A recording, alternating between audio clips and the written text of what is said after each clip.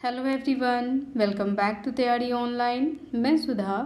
आज की इस वीडियो में बच्चों हम कक्षा 11वीं की हिंदी पाठ्य पुस्तक अंतरा भाग 1 का 11वां अध्याय जिसमें सूरदास जी का पद दिया गया है, तो आज हम उन पदों का प्रश्न अभ्यास करेंगे। यदि आप लोगों ने सूरदास जी के पद को नहीं पढ़ा है, उसके भावार्थ को नहीं समझा है, तो उसे पढ़िए, उसे समझिए, उस पर बने हुए वीडियो को अवश्य देखिए ताकि प्रश्न अभ्यास करने में आपको आसानी हो। चलिए देर न करते हुए पहला प्रश्न देखते हैं। पहला प्रश्न हमारा है, खेलन में को काको गुसैया पद में कृष्ण और श्रीदामा के बीच किस बात पर तकरार हुई। यहाँ देखिए बच्चों, सुदामा लिखा हुआ है, यहाँ पे होगा श्रीदामा। तो जब हमने उन पदों को पढ़ा तो देखा कि किस प्रकार श्री कृष्ण जो हैं वो खेल में हार जाते हैं, लेकिन वो अपनी हार नहीं मानते। इस पर श्रीदामा को गुस्सा आता है।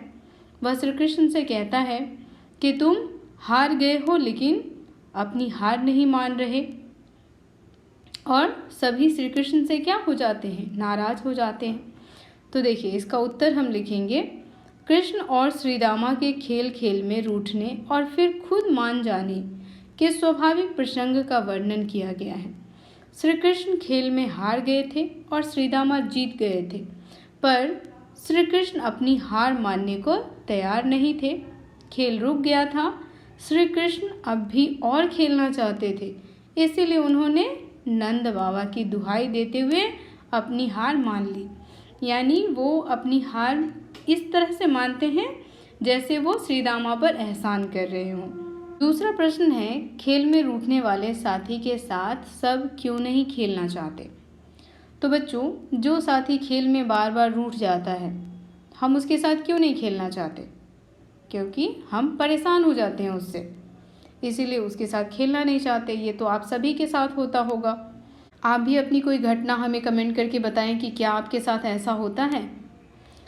इसका उत्तर हम इस प्रकार से लिखेंगे, खेल में रूठने वाले साथी से सभी परेशान हो जाते हैं। अब कोई बार बार रूठे तो लोग परेशान तो हो ही जाएंगे। अतः जो हारता है उसे दूसरों को बारी देनी चाहिए। जो अपनी बारी नहीं देता और रूठ जाता है उसे कोई पसंद नहीं करता। सभी खेलना चाहते हैं, अतः ऐसे साथी से सभी दूर रहते हैं। कहते हैं भैया हम नहीं खिलाएंगे उसे, वो हमारे साथ खेलेगा तो हमारा खेल ही बेकार कर देगा, है ना। चलिए तीसरा प्रश्न देखते हैं। तीसरा प्रश्न हमारा है, खेल में कृष्ण के रूठने पर उनके साथियों ने उन्हें डांटते हुए क्या क्या तर्क दिया। अब क्या क्या कहते हैं उनके साथी सब, जब बार बार श्री कृष्ण क्या होते हैं, खेल में रूठ जाते हैं, तो इससे उनके जो साथी सब होते हैं वो परेशान हो जाते हैं। तो क्या कहते हैं उनसे, तो श्री कृष्ण से सभी कहते हैं कि खेल में कोई बड़ा या छोटा नहीं होता है, जो हार जाता है उसे अपनी हार मान लेनी चाहिए। हम सभी खेल में क्या हैं, बराबर हैं। तो इस तरीके के तर्क जो हैं वो उनके मित्र उन्हें देते हैं। देखिए इसका उत्तर पॉइंट में इस प्रकार से लिखिए, तुम्हारी हार हुई और तुम नाराज हो रहे हो, यह गलत है। तुम्हारी और हमारी जाति सबकी समान है, खेल में सभी समान होते हैं। तुम हमारे पालक नहीं हो, इसीलिए तुम्हें हमें यह अकड़ नहीं दिखानी चाहिए। तुम यदि खेलते समय बेईमानी करोगे तो कोई तुम्हारे साथ नहीं खेलेगा। तो ऐसी ऐसी बातें जो हैं वह श्री कृष्ण के मित्र उन्हें कहते हैं। अब चौथा प्रश्न देखते हैं। चौथा प्रश्न हमारा है, कृष्ण ने नंद बाबा की दुहाई देकर दाव क्यों दे दिया। अब देखिए कृष्ण तो रूठ गए थे, कह रहे थे कि नहीं नहीं मेरी ही बारी है, मैं तो हारा ही नहीं हूँ, लेकिन श्रीदामा मानने को तैयार नहीं, कह रहे थे नहीं भाई तुम तो हार गए हो, अपनी हार मान लो। अब श्री कृष्ण खेल खेलना भी जा रहे हैं और वह श्रीदामा पर एहसान भी जता रहे हैं कि मैं तुम्हारी वजह से खेल रहा हूँ, है ना। और वो किसकी दुहाई दे रहे हैं, नंद बाबा की। कहते हैं कि चलो ठीक है, अगर तुम कह रहे हो इतना कि मैं हार गया हूँ तो ठीक है, लो तुम अपनी बारी। देखिए उत्तर लिखेंगे, कृष्ण ने नंद बाबा की दुहाई देकर यह निश्चय किया कि वह अपनी बारी देंगे और सबको हरा कर ही रहेंगे। नंद उनके पिता हैं, इसीलिए पिता का नाम लेकर वह झूठ नहीं बोलेंगे और सब उनकी बात मान जाएंगे, इसीलिए उन्होंने नंद बाबा की दुहाई दी। तो खेल में कभी आपके साथ ऐसा हुआ है क्या अगर आपके जीवन में कभी ऐसी घटनाएं घटी हों या कभी आपने ऐसा किया हो तो हमें कमेंट करके बताएं। वीडियो पसंद आ रहा हो बच्चों तो इसे लाइक, शेयर और हमारे चैनल को सब्सक्राइब करना बिल्कुल ना भूलें। 5वां प्रश्न है बच्चों, इस पद से बाल मनोविज्ञान पर क्या प्रकाश पड़ता है। तो जब हमने इस पद को पढ़ा तो हमने क्या देखा कि एक छोटा सा बच्चा, यहाँ पर श्री कृष्ण के बाल रूप का वर्णन किया गया है। और यहाँ पर देखिए बाल रूप का वर्णन करते हुए सूरदास जी ये बता रहे हैं कि एक छोटा सा बच्चा जब वो किसी के साथ खेलता है तो वो हारना जानता ही नहीं है। उसे सिर्फ यही लगता है कि हमेशा जीत ही जरूरी है, हार होती ही नहीं है। अब चलिए इसका उत्तर आपको बता दें। तो यहाँ पर इस प्रकार से लिखेंगे, इस पद से बाल मनोविज्ञान पर प्रकाश पड़ता है कि बच्चे हमेशा जीतना चाहते हैं। उनके अनुसार हमेशा जीत जरूरी होती है। वे हर बात का सूक्ष्म अध्ययन करते हैं। वह ऊंच नीच, बड़ा छोटा, अच्छा बुरा सब समझते हैं। हालांकि उनके बीच के मनमुटाव क्षणिक होते हैं। मतलब वो थोड़े देर के लिए ही आपस में एक दूसरे से नाराज होते हैं। मनमुटाव होना यानी कि नाराज होना, और फिर वो मान जाते हैं। थोड़ी देर में वह फिर एक हो जाते हैं और फिर साथ मिलकर के खेलने लगते हैं। 6ठा प्रश्न है, गिरिधर नार नवावती में सखी का क्या आशय है। तो बच्चों सखी क्यों कहती हैं गिरिधर नार नवावती, बता सकते हैं आप सखी ने ऐसा क्यों कहा। तो यहाँ पर जो गोपियाँ हैं वो आपस में क्या कर रही हैं, गोपियाँ आपस में व्यंग कर रही हैं, है ना। और व्यंग करते हुए कहती हैं कि प्रभु श्री कृष्ण की जो बांसुरी है वो उन्हें नाच नचाती है, वह उन्हें अपने मधुर स्वर पर क्या करती है, नचाती रहती है। तो देखिए इसका उत्तर हम लिखेंगे इस प्रकार से, ऐसा कहकर गोपियाँ कृष्ण पर व्यंग कसती हैं। वे कहती हैं कि कृष्ण प्रेम में वशीभूत होकर एक साधारण बांसुरी को बजाते समय अपनी गर्दन झुका देते हैं। चूँकि गोपियाँ बांसुरी से सौत के समान ईर्ष्या करती हैं। सौत समझते हैं ना, सौतन। उन्हें लगता है कि बांसुरी जो है वो उनकी सौतन है, जिससे कृष्ण अत्यधिक प्रेम करते हैं और गोपियों से कम प्रेम करते हैं। इसीलिए वे बांसुरी को औरत के रूप में देखते हुए उन पर व्यंग कसती हैं। वे नहीं चाहती कि कृष्ण बांसुरी को इस प्रकार अपने होंठों से लगाए, क्योंकि कृष्ण को बांसुरी जो है वो गोपियों से अत्यधिक प्रिय है। इसीलिए गोपियाँ क्या करती हैं, बांसुरी से ईर्ष्या करती है। 7वां प्रश्न है, कृष्ण के अधरों की तुलना सेज से क्यों की गई।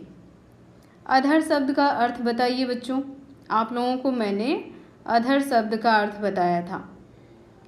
फटाफट कमेंट करके हमें अधर शब्द का अर्थ बताइए। अधर मतलब क्या होता है, अधर किसे कहते हैं, इसका उत्तर आप हमें कमेंट में बताएंगे। क्योंकि मैंने जब ये चैप्टर आपको पढ़ाया है उस समय मैंने आपको बताया है अधर शब्द का अर्थ, और मुझे विश्वास है कि आप लोगों ने अवश्य उस चैप्टर को अच्छे से सुना होगा और मुझे इसका अर्थ आप कमेंट में बताएंगे। चलिए हम इसका उत्तर देखते हैं। तो उत्तर जो है हम पॉइंट में लिखेंगे, कृष्ण के अधर सेज के समान कोमल हैं।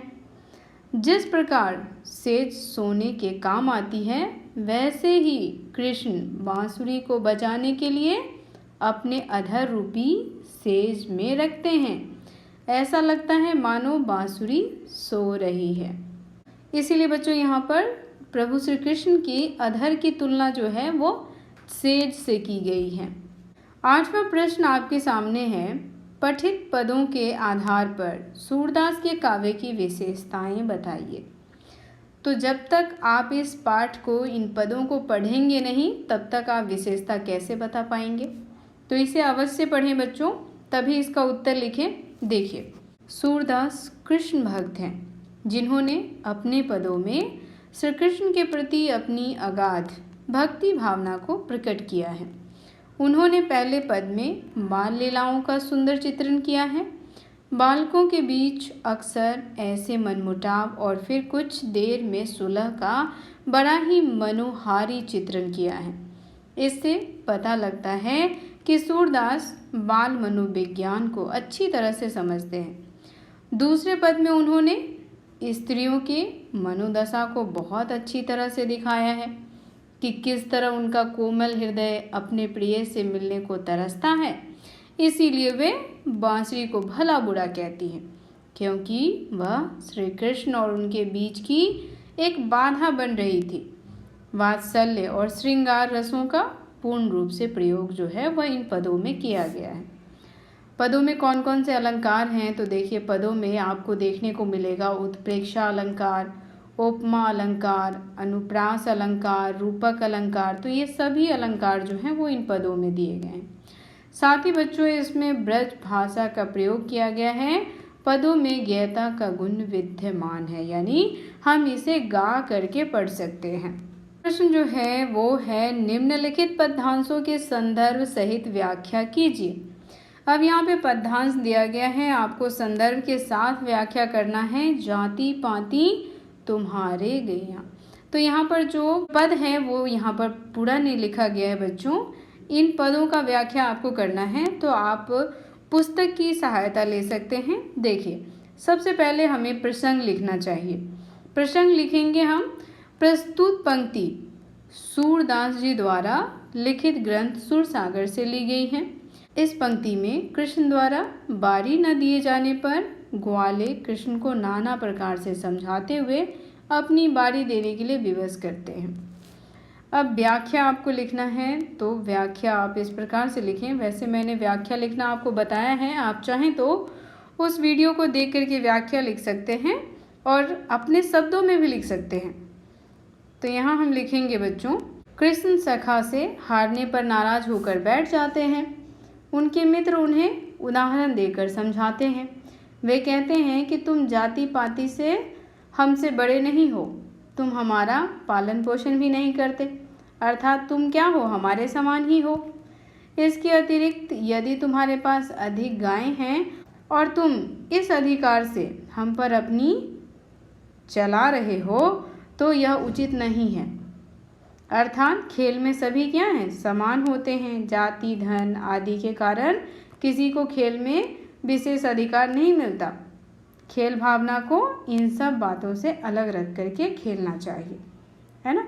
तो इन पंक्तियों के माध्यम से यही जो है वह कहना चाह रहे हैं सूरदास जी कि खेल में सभी बराबर होते हैं, एक समान।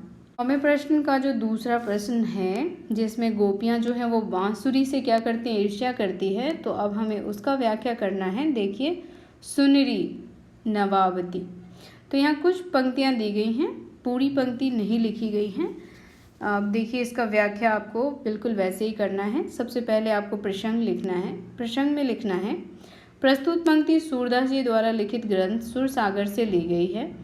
इस पंक्ति में गोपियों की जलन का पता चलता है। वह कृष्ण द्वारा बजाई जाने वाली बांसुरी से सौत की सी ईर्ष्या करती है, यानी सौतन मानती है उसे, क्योंकि श्री कृष्ण जो है वो उसे हमेशा अपने पास रखते हैं और हमेशा बांसुरी बजाते रहते हैं।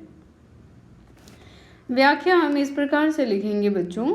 एक गोपी अन्य गोपी से कहती है कि हे सखी सुन, यह बांसुरी तो श्री कृष्ण से अत्यंत अपमानजनक व्यवहार करती है, फिर भी वह उन्हें अच्छी लगती है।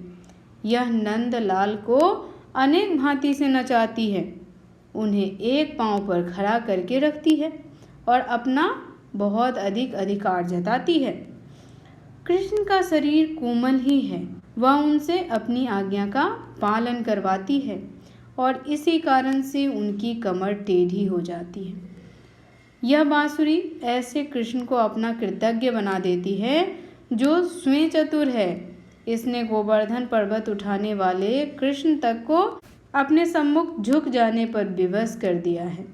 असल में बांसुरी बजाते समय सारी मुद्राओं को देखकर गोपियों को लगता है कि कृष्ण हमारी कुछ नहीं सुनते।